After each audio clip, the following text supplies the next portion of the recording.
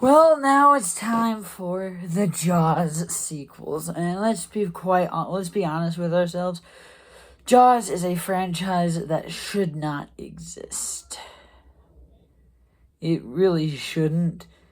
It should have ended at the first one, and Jaws 2, in my humble opinion, ruined the franchise, not because it's bad, not because it's just horrible, but because it allowed the others to exist, and it exists. But does it get anywhere near to touching the first one? No. Is it god-awful? No. Is it good? Yes. I think so. Characters. Roy Scheider reprises the role as Martin Brody, and he's as good as he was in the first one. Sadly, Roy Scheider just did this to get out of a contract. And to make things worse, he also hated the director to the point where he got in a fist fight with him. And I don't know, I don't remember who, but one of the crew members had to sit on both of them to make them stop. So yeah, Roy Scheider, he's almost the same as the first one, except I don't know. It's kind of like they reset everything. This is almost a Jaws 1 again. This is almost just the first. Yeah, this is basically just the first movie again. Okay, well, there isn't really any three main characters. It's mainly just Brody. But that is pretty epic. Yeah, it's mainly just Brody. So, other characters. Well, I'm going to start with the Brody family again.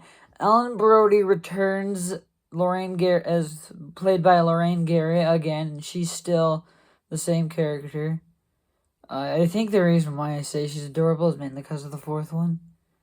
But these first two, she's good. She's still cute, but whatever. She's there again. She has, I think, a bit more of a role. I don't know. Her presence feels more felt in this one. Michael Brody. Now, remember, he was 10 in the last movie. Now he's 17 in 3 years. And he looks a lot like Jim Carrey. Trust me. Look up Michael Brody from Jaws 2, and you will see that this guy looks almost exactly like a young 17-year-old Jim Carrey. It's kind of scary, actually. I wouldn't be surprised if it turns out that this guy actually is like Jim Carrey's older brother. I mean, yeah. And then Sean, who is like 3 in the last movie, is now like 10. So, then trust me, this isn't even the worst of it, honestly. This age gap, this age jump, is honestly the one that makes the most sense. Anyway, yeah, that's Sean. Sean's on the boat when the shark attacks, so he's on the sailboat. This is a slasher film. If you really like slasher films, which I do not, then you will really enjoy this movie if you really like slasher films. Because this basically is a slasher film. The first one is just a horror film. This is just a full-on slasher. Anyway, whatever. Larry, what's his name? I don't remember his actor's name, but Larry Vaughn returns, and he's just as arrogant as the first one. But with him, there is a deleted scene that I really wish that they left in, but they didn't. So it would have been between the scene where they go into the room and leave Brody out in the, out in the other room, and also, I would end with the, but after it would have been Brody coming home. But this scene is, they're all voting. And everybody, everybody in favor, raise your hand. Everybody raises their hands. Except for Larry. And then, the new guy, Len, is like, oppose? And Vaughn raises his hand. I really wish they left that scene in, because it is so good. It really, honestly, kind of redeems Larry Vaughn, and it's really cool. I'm trying to think of other characters that are important. Oh, there's a funny thing with the deputy. So his character's name is Leonard Hendricks. But when Brody comes home after being fired,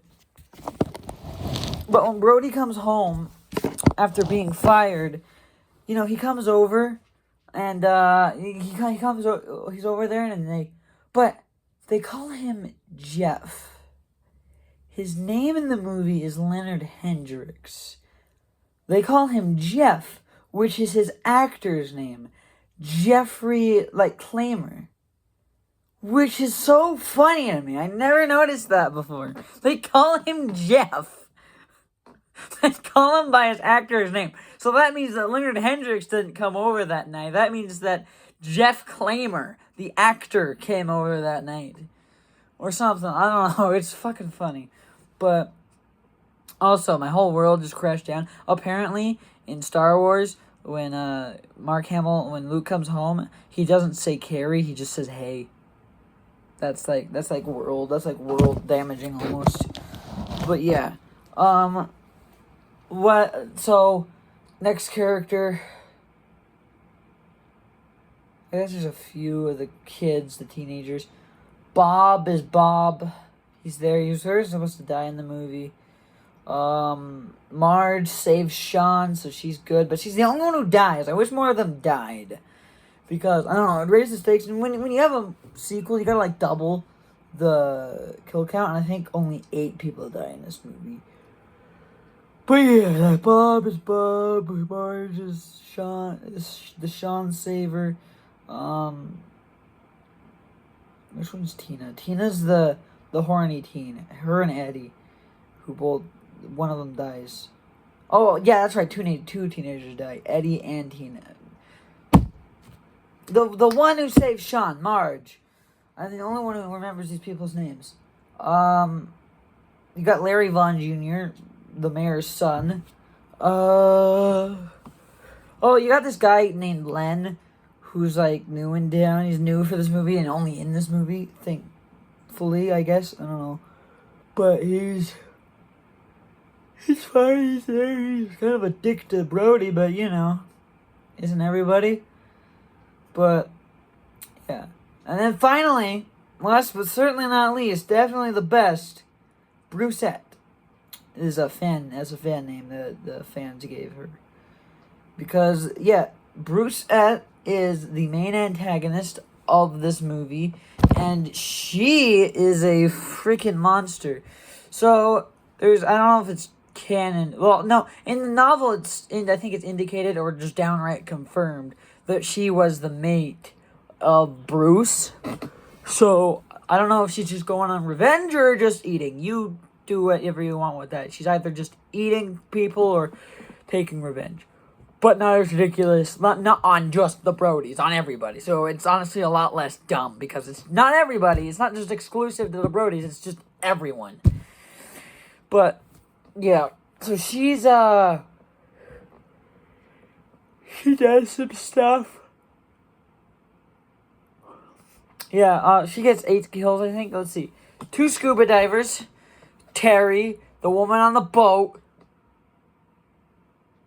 Eddie, helicopter pilot. Marge. I swear, there's another one. I swear. Marge. I swear there's another one. Well, maybe it's just 7, which is pitiful for a sequel. Usually a sequel needs to double their original kill count, but this one don't. Sadly. But, anyway. Brucette's pretty cool. Not as cool as Bruce, but let's be honest, no one is. She's got this cool scar on her face because she burned in the boat explosion. And, it's pretty cool looking. And she, yeah. She's pretty big, too. She's 35 feet. No, she's 30 feet long. Or I guess in the movie she's 25 feet, but screw that. In the novel, she's 30 feet. And that makes a lot more sense to me. She's 30 feet. She's the female. She's bigger. She's larger. But anyway, overall, this movie is good. It's not really good. It's just a rinse and repeat. But it's a competent movie. It it knows what it wants to be, and it succeeds in being what it wants to be. It is a good follow-up to the original Jaws film, and you really feel like you are back in the same world as that first film. Unlike the next movie, Jaws 3, which we'll get into. So, plugging it into my ranking system, it's like a 7 out of 10. So, it's pretty good. That's 3 points lower than Jaws 1 because, well, let's be honest, it's just not nearly as good, but it's still good. I will never get the sentiment that this movie is bad or awful, because it's not. It's competent. It's got pretty it's got pretty strong acting, even from Roy Scheider, who did not want to be there at all and had no fun shooting this movie, and I really feel bad that he had to shoot this. But I'm glad he was in it, because at least he gave us a good performance, and he's the last thing that's good in this franchise. Like, that's really good. I mean, Ellen Brody's good in the fourth one. Nothing's good about 3. All the characters in that movie suck, except for, like, maybe the black guy, the black bald guy's in a lot of movies. That's probably the only good character from that movie. Michael Brody is useless. I don't know any of the other characters that well, except, see, only 2 actors I know from that movie that I've seen in other stuff is Leah Thompson and I think the black bald guy who's been in a lot of movies. So I'm pretty sure I've seen him in something. I need to learn his name. I really need to learn his name. I'll learn his name when in my next review. But yeah, 7 out of 10. It's good. I like it. Show me the way to go home. I'm tired and I wanna go to bed. I had a little drink about an hour ago, and it's gotten right to my head. Wherever I may roam, by land or sea or foam, you will always hear me singing this song. Show me the way to go home. I will see you next time.